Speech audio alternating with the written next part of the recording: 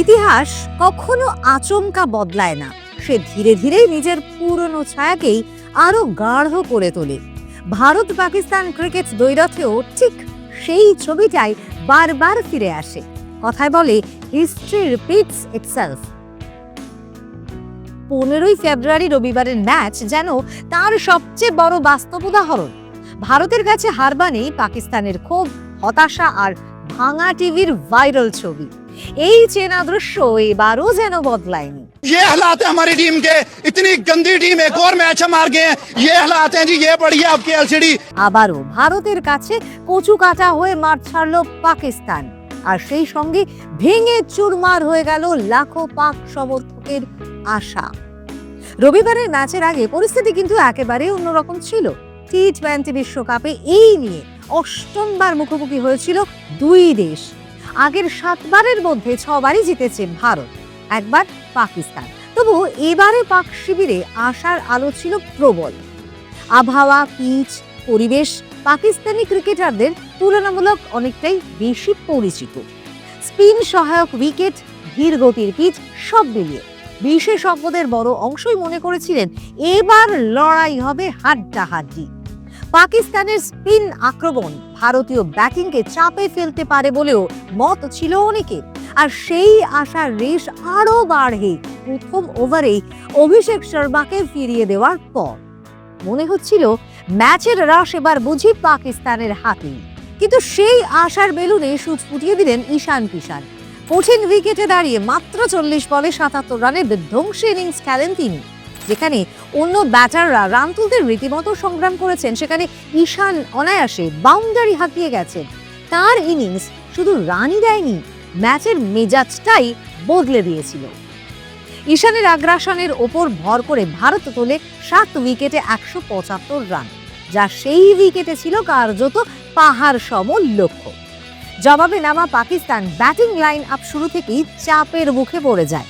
বুমরাহর নিখুঁত line length, হার্দিকের আগ্রাসন আর স্পিনারদের চাপে একের পর এক উইকেট হারাতে থাকে তারা। শেষ পর্যন্ত 18 ওভারে মাত্র 114 রানে গুটিয়ে যায় পাকিস্তান। 61 রানের বিশাল ব্যবধানে জিতে সুপার 8-এ কার্যত জায়গা করে নেয় ভারত। ম্যাচ শেষ হতেই পাকিস্তানে হতাশার বিস্ফোরণ ঘটে। সোশ্যাল মিডিয়ায় ভাইরাল হয় একাধিক ভিডিও। কি দেখা যায় সেখানে দেখা যায় ক্ষোভে ব্যাট দিয়ে টিভি ভাঙছেন সমর্থকরা। বহু বছর ধরে এই টিভি ভাঙা ট্র্যাডিশন ভারত পাক ম্যাচের সঙ্গে জড়িয়ে রয়েছে। যদিও নেটিজনদের একাংশ তারা দাবি করছেন যে ভাইরাল হওয়ার লোভেই কেউ কেউ এমন নাটক করেন। তবু বাস্তবতা অস্বীকার করার উপায় নেই। ভারতের কাছে হার মানেই পাকিস্তানি সমর্থকদের আবেগের ধস। বহু জায়গায় একাধিক বাড়িতে একই সঙ্গে টিভি ভাঙার খবর সামনে এসেছে। এই দৃশ্য আসলে শুধু ক্ষোভ নয়, গভীর হতাশা আর অসহায়তার বহিঃপ্রকাশ।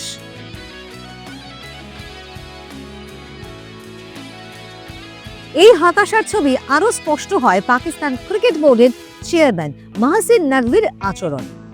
ম্যাচ শুরুর আগে ক্রিকেটারদের সঙ্গে দেখা করে তাদের উৎসাহ দিয়েছিলেন তিনি, কিন্তু মাঠে সেসবের কোনো প্রতিফলন দেখা যায়নি।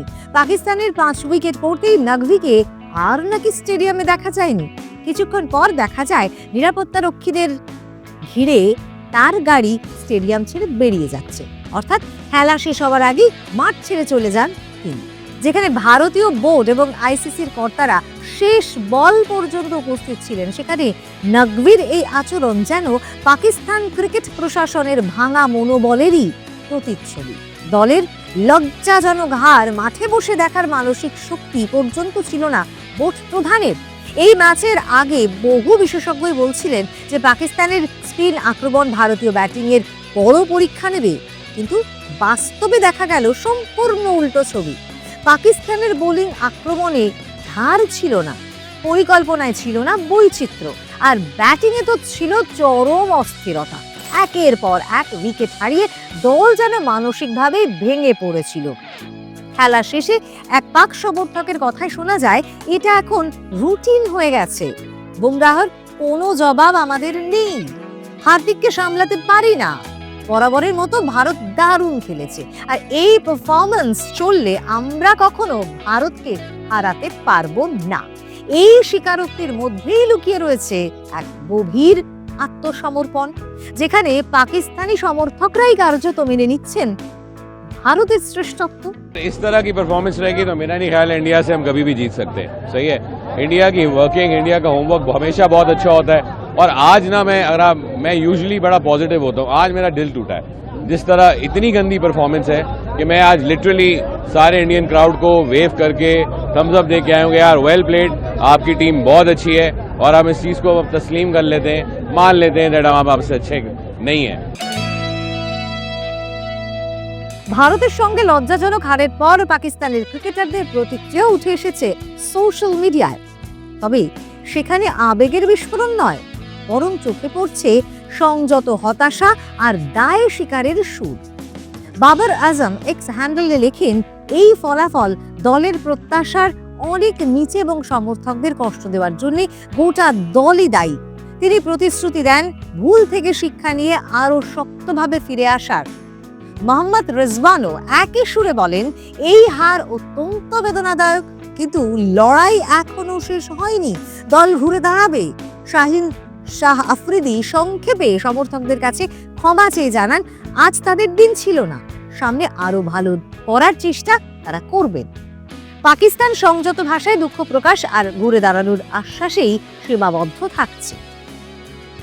অনেকের মতে যেখানে বারবার ভারতের কাছে হার আত্মবিশ্বাসে এমন আঘাত দিচ্ছে যে ক্রিকেটাররা প্রকাশ্যে বক্তব্য করতেই অত্যন্ত সতর্ক হয়ে পড়ছেন। এই প্রসঙ্গেই উঠে আসে আরো একটি গুরুত্বপূর্ণ প্রশ্ন, বারবার হারের এই ভয়, অপমান আর মানসিক চাপ থেকেই কি পাকিস্তান এই ম্যাচ খেলতে চায়নি? বহু প্রাক্তন পাক ক্রিকেটার সেই ইঙ্গিতই দিয়েছেন। শোয়েব আখতার একবার বলেছিলেন যে ভারতের বিরুদ্ধে ম্যাচ মানেই বাড়তি একটা মানসিক বোঝা, হারলে সমালোচনার ঝড় ওঠে যা খেলোয়াড়দের আত্মবিশ্বাসকে ধ্বংস করে দেয়। এনজামামুল হকও স্বীকার করেছিলেন যে এই ম্যাচে শুধু ক্রিকেটার নয়, জড়িয়ে থাকে জাতীয় সম্মান, আর মানেই সারা দেশের কাঠগড়ায় দাঁড়ানো। আর এই মন্তব্যগুলো প্রমাণ করে পাকিস্তান দল মাঠে নামার আগে এক গভীর মানসিক যুদ্ধে লিপ্ত থাকে, যার প্রভাব সরাসরি পড়ে পারফরম্যান্সে। আর এই বাস্তবতায় দাঁড়িয়ে বলা যায় যে বর্তমান ভারত পাকিস্তান দ্বৈরথ শুধু দু দলের লড়াই নয়, এটি দুই মানসিকতার সংঘর্ষ। একদিকে আত্মবিশ্বাসী, পরিকল্পিত এবং স্থির ভারত, আর অন্যদিকে আত্মবিশ্বাসহীন পাকিস্তান। তাই প্রতিটি ম্যাচে ফলাফল যেন আগে থেকেই লেখা থাকে। হয়তো ক্রিকেটের নিয়মে চিরস্থায়ী কিছু নেই, ভবিষ্যতে আবারও পাল্টে যেতে পারে ছবিটা, কিন্তু আপাতত বাস্তবতা একটাই, ভারতের সামনে পড়লেই পাকিস্তান হারবে। আর সেই হার মেনে নেওয়ার মানসিক প্রস্তুতি এখন পাক ক্রিকেটাররাই সবচেয়ে বেশি করে নিচ্ছেন। এই দ্বৈরথে ভারতের আধিপত্য এখন আর কেবল পরিসংখ্যান নয়, তা হয়ে উঠেছে এক নির্মম বাস্তবতা, যা বদলাতে গেলে পাকিস্তান ক্রিকেটকে নিজেদের ভেতরটাই আগে নতুন করে গড়ে তুলতে হবে।